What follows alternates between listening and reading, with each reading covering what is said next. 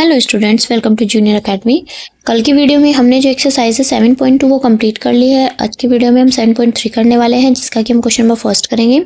इसके question number first में जो है हमें 5 पार्ट दिए हैं, लेकिन आज की वीडियो में सिर्फ 2 पार्ट्स करने वाले हैं। चैप्टर है हमारा 7 एंड टॉपिक है वही same, comparing quantity, body CBSE and classes 8। तो हमारा क्वेश्चन नंबर फर्स्ट क्या है देख लेते हैं।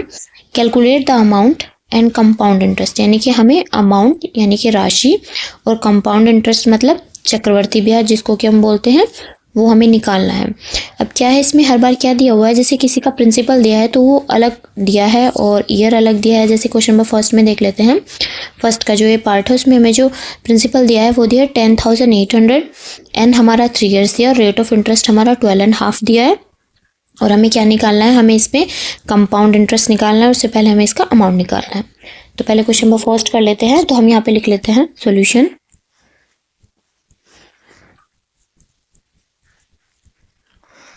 हमें पहले यहाँ लिखना होगा we have P means principal, जो कि हमें दिया है 10,800। उसके बाद हमें दिया है रेट आर, वो हमें दिया है 12.5%। जब हम इसको कैलकुलेट करते हैं तो हमारा अमाउंट क्या आता है, 12 2 24 एंड 1 25/2%। ठीक है, पर एनम। उसके बाद हमें दिया है एन यानी कि जिसको हम टीबी बोल सकते हैं, वो हमें दिया है 3 ईयर्स। अब हम इसमें सिंपल फॉर्मूला लगा देंगे। फॉर्मूले मैंने शॉर्ट ट्रिक्स में सारे कंप्लीट कराए हैं। कंपाउंड इंटरेस्ट के amount after 3 years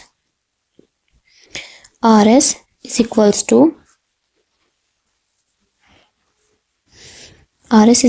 to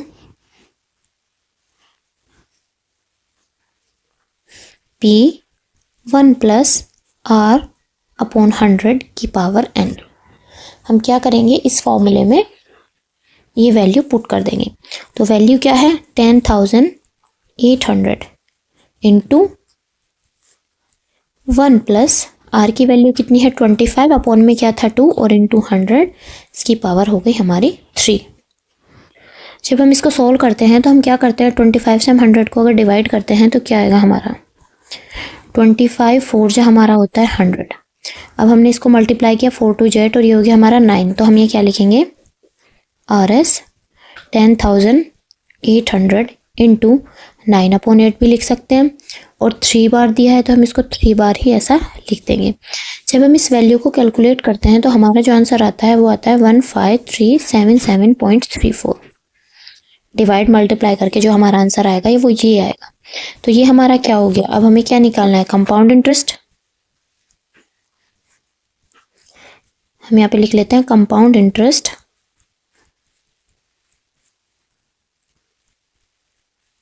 is equals to हमारा क्या होता है, यानी कि अमाउंट और माइनस के हमारा प्रिंसिपल। अब हमारा अमाउंट कितना आ गया 15,377.34 माइनस 10,800।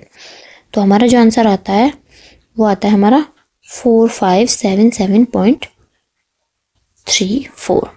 ये हमारा क्या आ गया, ये आ गया हमारा compound interest.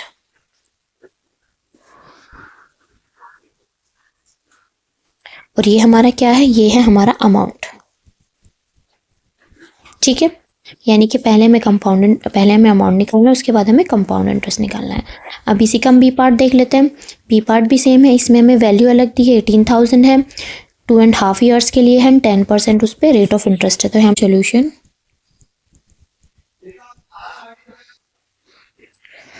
P equals to हमारा दिया है 18,000 एंड R इक्वल्स टू दिया है 10% एंड T इक्वल्स टू दिया है 2.5 ईयर। यानी कि एक तो हमारा सिंपल 2 ईयर हो गया और एक हाफ ईयर्स हो गया। हमें क्या करना है, हम दोनों ईयर्स के लिए फॉर्मूला लगाएंगे, क्योंकि हमें पहले मैंने फॉर्मूले में कराया है कि दोनों ईयर्स के लिए, यानी कि अगर हमें एनुअली के लिए दिया गया, यानी कि एनुअल के 1 साल के लिए लिया गया या 2 साल के लिए दिया गया तो उसका फॉर्मूला अलग है, और अगर हाफ ईयर्स के लिए दिया गया है तो उसका फॉर्मूला अलग है। तो हम यहाँ पे निकाल लेते हैं amount after 2.5 years is equals to हमारा क्या हो जाएगा 18,000 इंटू 1 प्लस 10/100 की power 2 into 1 plus and half years के लिए निकालेंगे 10/100। तो जब हम इन दोनों को सोल्व करेंगे, यानी कि हम इसको सोल्व करेंगे इसको सोल्व करेंगे, तो हमारी वैल्यू आ जाएगी 18,000। इसकी वैल्यू तो हमारी आ जाएगी 110/100, तो इसको हम 2 टाइम्स लिख लेंगे, ठीक है। और इसकी जो वैल्यू आएगी वो आएगी हमारी 105/100,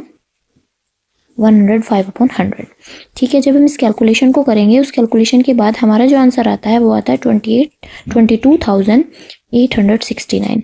ये कैसे आएगा, क्योंकि हम इसको 5 से अगर हम काटते हैं तो 2 5 से 10, तो हमारी क्या हो जाएगा 1 + 5/100, और 100 बन जाए 100 और 5 हम प्लस करेंगे तो हमारा 105 आ जाएगा। ऐसे ही हमारा ये सोल्व होगा, तो ये पे हमारा आ जाएगा 110 इंटू 110/100। सिंपल, ये हमारा क्या आ गया amount. Then amount is equals to 22,869।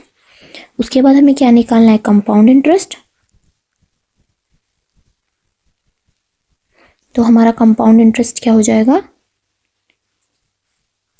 Is equals to हमारा क्या हो जाएगा 22,869 माइनस 18,000, ठीक है। जब हम इसको माइनस करेंगे तो हमारी वैल्यू आ जाएगी 4869। यही हमारा क्या होगा कंपाउंड इंटरेस्ट।